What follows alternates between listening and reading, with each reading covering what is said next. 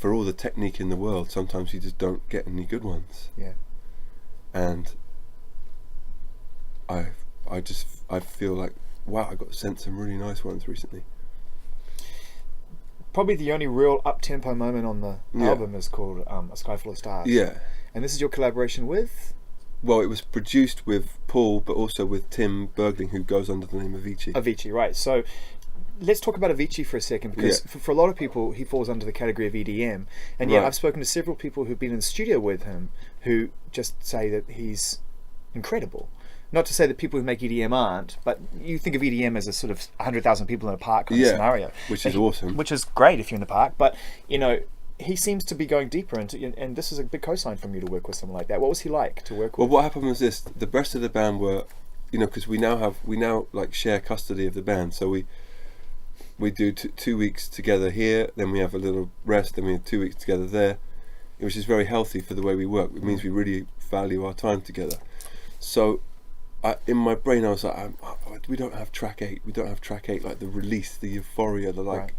Okay, I understand what I'm supposed to be understanding, which is that life is beautiful in all its colours, even the darker ones. They're here for a reason. I get it, and so I was like, I wish I could get a song where I could express that I get it. Okay, and let's just celebrate the good moments while they're happening and be grateful for everything. And then I was at the piano, and this song just like fell out. Just came right through, and the rest of the band weren't here, so a bit naughtily I called Tim straight up and said, is there any way you could just come and help me demo this? This is against custody rules here. Well, this did cause a rumble for a day or so. Let me guess, Will not happy? No, everyone was happy, but I felt like, was I unfaithful? With Avicii. Did I cheat on Coldplay with... That's a headline right there. Ignore all the rest of it. Chris Martin cheats on band with Avicii. That's a headline. Yeah, well, there's been a lot of false headlines recently, but this would be a real one. So you can write that if you like. I'll give you a quote. I did. Good. So I'm here to talk about Chris Martin's separation from Coldplay, trial separation as he continues to have some torrid affair with Avicii. It would be nice to have a true story. Is he a gentle lover? What? Is he a gentle lover? Musically, Tim is very, Thanks very for qualifying music. Sweet guy. Musically? He's very lovely and very talented, and he just made these great piano sounds and synth sounds, and that top note of he does with, and Johnny's in there as well, so because we had the idea of, wouldn't it be cool if Johnny was doing one of those EDM type sounds? So it's got a bit of emotion in it. Yeah. But this took ages to finish this song. Ages. Why? Because we're trying to blend the two. Two worlds. You know what's funny though is when you listen to the piano. Let me just reload this for a second. When you listen to the piano, this is a very Coldplay piano line because you wrote it. It naturally comes out of you. It's what you do. It's your phrasing. It's the way you play your rhythm. I'm thinking, God, this is straight up modern day big room house music. Right. And it made me think actually, and you're gonna sorry, but you guys kind of are part of the foundation of EDM in a weird way when you think about some of the bigger songs you've had and the tempo they are, 125 beats per minute, that kind of four on the floor nature. Well, I know that like the riff from Clocks does sounds good in EDM, and Viva, it's because I love that kind of music. Yeah. I love this quiet, heartbreaky songs, but I love the euphoria, the togetherness. It's like life is so scary. There's planes going missing. There's people getting shot. There's wars going on. It's like anytime you can get thousands of people in a field jumping up and down, that is the most beautiful feeling. Yes. Or when the Stones came on at Glastonbury, and I was there. I was with Apple and Moses, my kids, and were you there? No. And not only the main field, but the side fields were packed. And I was like, man, this is euphoric. Awesome. This is it.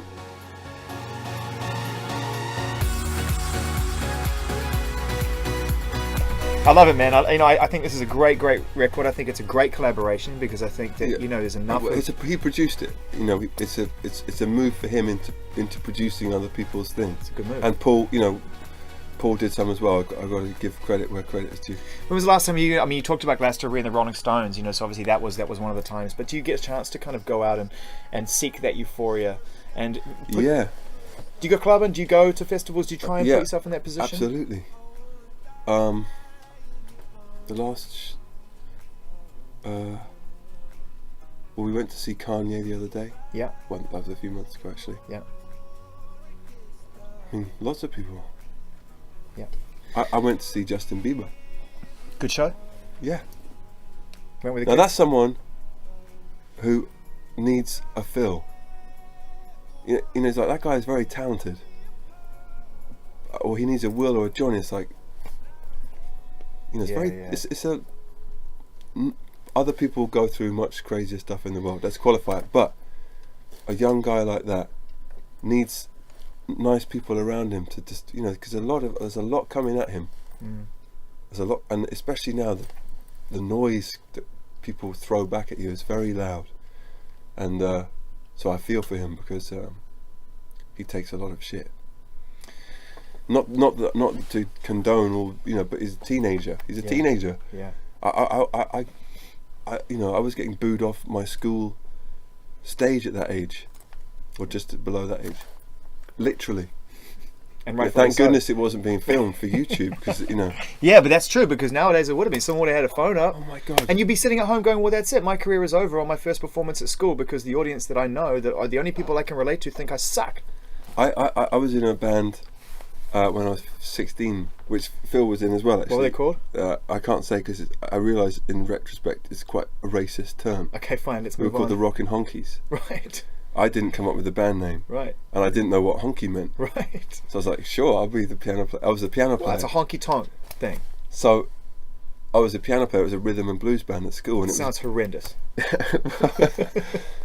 But what it was very educational, because it was this guy Rob in the year above us was switching us on to Otis Redding and James Brown, all this amazing soul music. Anyway, I was a piano player, and one time he said, you've got to do a piano solo in Mustang Sally. Right. And I was like, sure, I'll try that. And I had pressed the wrong button on the keyboard. So when you press the keyboard and have arpeggio, Yeah. it goes. Yeah. So I was doing this solo, but I didn't know I had the arpeggio button on, so it sounded like Van Halen or something. and at the same time, I was dressed like a cowboy. So, oh my God! So I'm on YouTube. it's like, I wish I now, could. poor Justin Bieber, that would be all over the internet. But with me, luckily, it was just a rumour around school for a couple of days. Like, what a knob! Oh man, Yeah. it's good material. We had talked before we came in here, and we said, well, let's talk about this during the interview. So I want to bring it back up, Okay. which was the balance between doing what you love to do and what you're dedicated to doing in your life, Right. which has allowed you the freedom to be able to raise your family and provide, Right. be happy, Yeah. or at least strive for happiness Mm-hmm. through your art. But at what point sometimes can it start to have a negative impact on the time that you get to spend with your family, or get the balance right? Is it hard when you are a band as successful as you are, but obviously your family is more important to you than anything else? I don't think the word hard is the right one, because it's a great joy and it's a great blessing and a privilege. I think that the thing you talked about of like being on stage with 60,000 people is a very specific kind of energy, and I think that it's sometimes, well, I think for a long time I didn't have the right help in how to reconcile those two people within me, because they're both me. And this is why a lot of frontmen have problems in their personal life. It's because there's this thing that you do that's only about 20 other people do, which is amazing, but which does something to your brain which is odd. you know, on an ego level. On an ego level, yeah, but you're also responsible for, you know, lots of people have paid money. They've come from work. They've come from school. They've come from, you know, like, okay, well, we've got to be good here because, you know, people are expecting a show, and so there's a responsibility, and then there's a euphoria, then there's a sort of fear when something's going wrong, and you're, you know, if you're on stage in a stadium, for example, and something breaks, it's like that's a weird energy that's going through your body because you've got to try and like handle it. And these are very different skill sets to just writing a song. And so if you're blessed enough to be doing that, and then coming in and out of real life that everyone else is going through, you have to work very hard not to be a real dick, you know, because you just naturally are a bit of a diva in certain ways. Not that, and in certain ways you need to be, because you need to make sure your voice works, and your, you know, because otherwise people will be like, I just paid this much money and spent 5 hours driving and 6 hours waiting and you're standing behind this. You're too scared to demand the best. Yeah, right. Yeah, and he's clearly not into it. Yeah.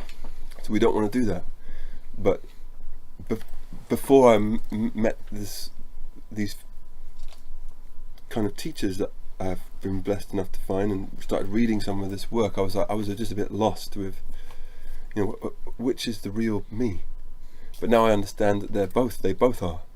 But you have to just I'm trying to learn how to switch between them in a more gentle way. Have you been able to talk to any one of those 20 at times, to be able to gain some kind of inspirational wisdom that you talked about? Yeah. Who's been helpful? Well, my two key peers are really Bono and Michael Stipe, and from REM. And well, Michael's obviously retired, but he was very sweet. They've both been very, very kind to me from the beginning, which I can't tell you how special that is. What's one of the best bits of advice you've been given? By them? Yeah. Well, in fact, you know what? Let's blow it open. By anybody. What do you recall as being? No. Well, the first thing is that after our first album, Bono's advice was respect the chemistry between you, and if you make an album as down tempo as your first one, I think I might fall asleep. so maybe pick it up a bit for the second one. And Michael, good advice. The first time he like took me aside was I was messing around with the melody of a song called The Scientist in concert, and he said, you can do that, but people have come a long way to hear the song they like, and maybe just sing it. And so that's sort of, maybe don't go like Rockin' Honkies, maybe just, oh yeah, that's why I think we're very much in the school of, you know what, this is how it became popular, so this is how we'll play it for the most part. Yeah. And I feel comfortable about that. But there's countless times when I've just been like, is this normal? You know. Are you capable to give advice to others now? Say someone from a band who was, say one of One Direction came up to you and said, you know, I'm really struggling with all this. It's really difficult for me, and we've established that you have a genuine fondness for them. Right. Would you feel comfortable sitting down and talking to one of them and giving them some advice on what well, Harry has come to a couple of our shows, and he's a sweet guy. I think I probably said the same thing about chemistry. I can't really remember. I was too enamoured with his haircut. It's quite a haircut. I was like this. I'm pretty sure I was a straight guy before. Getting sort of hot so curly, and it's just unbelievable. It smells so good. It's just so shiny. It's like full of body. Like, what do you use? Can I touch it? Shampoo. Like, just tell me, what's your secret? So, throughout this record, over 9 songs, we get an idea of what you've learned and are still learning, and what of the letting go and of the embracing. Well, it's like a new approach to life. Yeah. Because I needed to change it. You said earlier on that you wanted a song at the end to be an unconditional message of love. Right. A dedication of complete unconditional love. This song, Oh, is... You said I've been very kind. This is just a stunning record. Thanks, man. And lyrically, you've just nailed it. Thank you.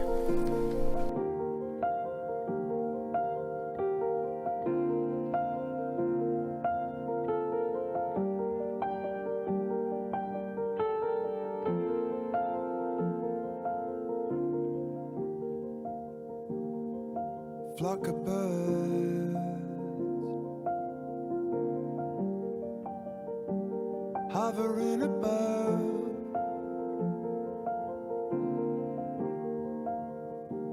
just a flock of birds. When was the last time you listened to this? That's how you think of love. And It's a little tricky for me to listen to. look up to the sky. Well, you've put yourself on the line. You've made that record. Mm. You know.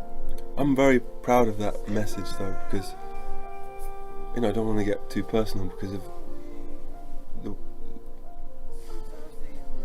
media stuff being as it is, but that's just to me saying you're amazing. You've got to be amazing, and I need to improve a bit. Yeah.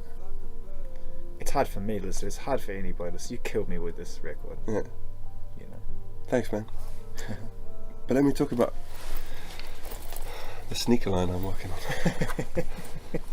Well, you are in LA. They offer. After this bit, there's a secret track. I know. I want to talk about that. Okay. 3 or 4 minutes on, and we go back to where we started again with this lovely ambient piece that Dan created, and a vocal at the end. Doesn't sound like you. No, that's me and Apple, my daughter. Yes. Yeah, and her friend Mabel. Can you just just talk us through the recording of them? How was? Okay, this is very funny. And my son Moses is on this other track that we're doing for a while. It is with Target. We did some extra tracks for the store Target because they're one of the only places that sell CDs in the world. So we're like, sure, yeah, great. But those tracks will become available, in about 6 months, and he's on the reprise of the other one. And the reason they're on there is because it means so much to me, but also because when they come in the studio, they bring such a funny energy, and they're so used to it. Yeah. That I'm like, oh, it just makes me laugh. That the day we did. Well, they're like, get my headphones up a little bit on the left. Well, no, I'm not kidding. So really the first part of O is called Fly On, and the second part is called O, but we're done with the double titling. And so I was like, this is a very important message for me at the end of the record. Like, don't ever let go. It's what my dad used to say to me: never give up. And it's what hopefully I'm saying to myself or to anyone is like, don't.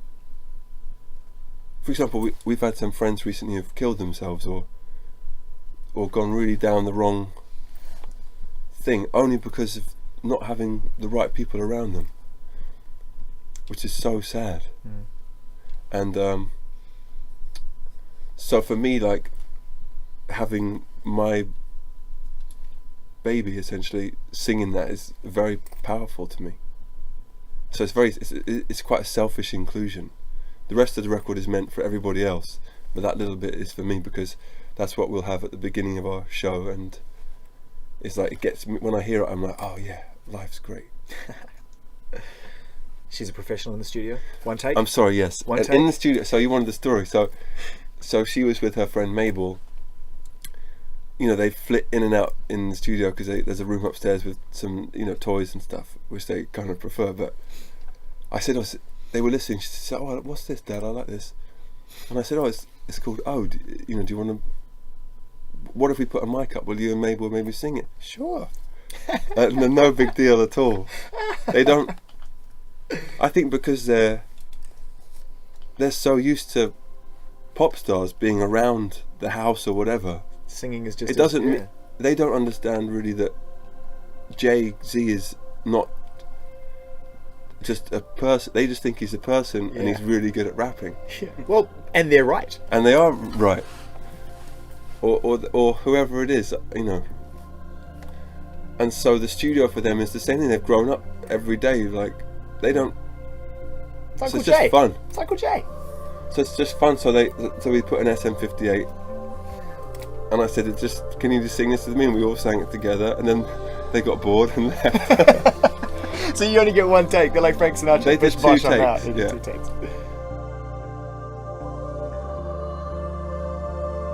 This is my favourite piece of music we've ever made. Let's turn it up then.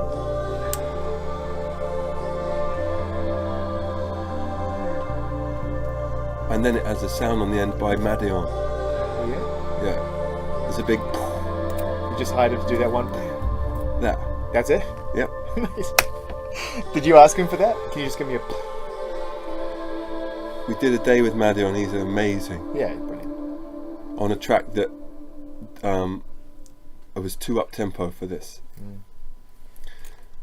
And then at the end we were working on Always in My Head, actually. And he said, I've got a sound that would end that really nicely. He's clever, isn't he? Just wanted that one feature. I was like, that's brilliant. They're hard to make those. We had some amazing little cameos. Like there's a bass drum on a song called True Love that Timbaland did, and then there's a sound on. These are all from sessions that you've done with them and gone, well, yeah, we'll just take that. Occasionally you just have like a day playing with someone. And that's what I'm saying, it's like we're so privileged we get to that's fun. Mess around with all these people. And yeah. Who else? Anyone else we've missed on the record that shows up? Paul I think McCartney a little eating bit a carrot, of or Mike Dean who works with Kanye a lot. Yeah. John Hopkins, who we've done lots of stuff with now. I don't think there's anybody else. I saw today that you guys have announced you're going to do 6 shows. Yeah, that's our tour. Yeah. By the way, these are called the intimate shows at like the Royal Albert Hall. Well, that's the biggest. That's the biggest, yeah. And it's amazing, I think, that you've made a record that will suit that environment. You know, that it's not going to feel like you've made this huge, all-encompassing, massive statement of a sonic statement of a record in terms of and you're like, we just want to play small clubs. It actually makes sense. Is that kind of it? As far as touring goes, what's your thoughts about touring? For the time being. Yeah. For the time being. Is that a decision based on the well-being of the individuals in the band, or on the themes of the record and how you feel about replaying I think it just, to me, it would seem like the wrong thing to try and oversell this album in a big place. Some of these songs will fit really well in there one day, but at the moment we just want to be a little bit self-indulgent and kind of play it as a piece with some other ones around it, but in a smaller. The Albert Hall is big. I'm joking. It's going to be you're amazing. Right. It's massive, but it's not Emirates Stadium. No, but it is big. But that's the biggest one, and we chose that because we can play it in the round. Right. And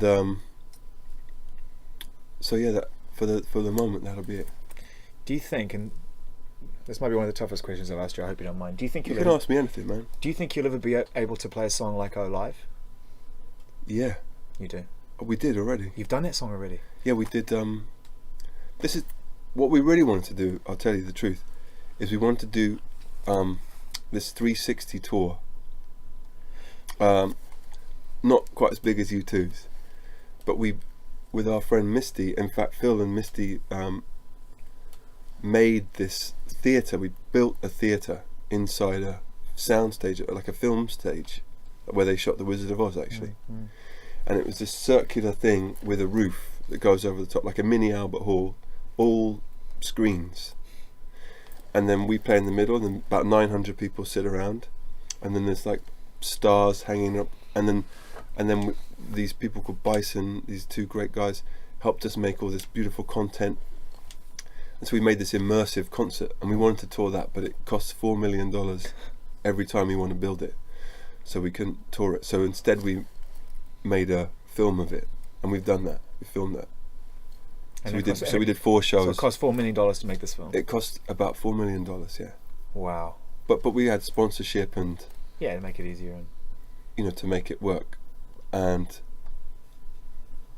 that's just the truth. So we would like to have toured it, but we can't afford it. So what next? Well, I feel just very grateful for every day on Earth. I really do. So I don't know what's next. Do you feel better now you've made this record? I just feel grateful to be alive. I don't. I'm between you and me and all the people who listen to this. Between all of us, I'll say that I'm very, very proud of it. And I'm so proud of our gang. And I feel so grateful for that brotherhood. And I'm grateful for all the people around us, our families, and basically I'm doing an Oscar speech, but a real one. So am I happy that it's done? Yes, because it's exactly what we wanted to do, which has never happened. It did happen on Russia Blood to the Head. That was exactly what we wanted to do. And every other time we got to about 80 or 90%, except on X and Y, where we got to about 65 of what we were really aiming for. I love the record. I've really enjoyed this, Really? Yeah. Thanks, man. I know I didn't go on a rant, but what would be good is if you just pretended to walk out now, storm out. I have to say the reason I wanted to do this was because I loved the Kanye interview. Me too. Because it's cool. Because that guy is amazing. Oh, and I think he's misunderstood by the people who only look on the surface. So I understand what he's talking about. He's honest. He's honest, and I understand what he means. My English teacher once said to me in a school report, he said, your brain is like a bran tub, which is a thing that used to be in Victorian fairs, where you'd have a big barrel, they'd fill it with bran and put like a clementine or an apple, like some nice things in there, and you had like 20 seconds to put your hand in and rummage around, and you might find something or you might not.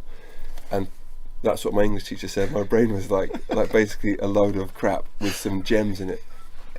And I feel like if you can get past Kanye's brand, that guy's got more gems than anybody. The end. Thanks, man. Alright, is that it?